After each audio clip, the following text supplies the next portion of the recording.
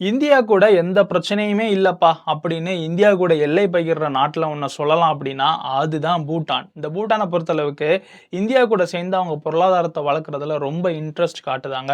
அதுக்கு இன்னொரு காரணமும் இருக்கு. சைனா வந்துட்டு பூட்டான ஆக்கிரமிக்கிறதுக்கு துடிக்காங்க, திபெத் மாரியே. அதிலிருந்து தப்பிக்கிறதுக்காகவும் இந்தியாவினுடைய இந்த ஜென்யூனான ஃப்ரெண்ட்ஷிப் அப்படின்றது பூட்டானுக்கு ரொம்ப நாளாவே மிகப்பெரிய அளவுல உதவியா இருந்திருக்கு.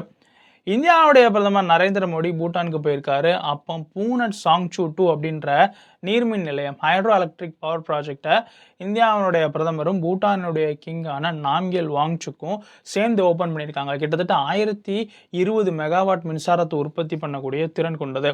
அதையும் தாண்டி 4000 கோடி அளவுக்கான லைன் ஆஃப் கிரெடிட்டை பூட்டானுக்கு இந்தியா கொடுத்துருக்கு.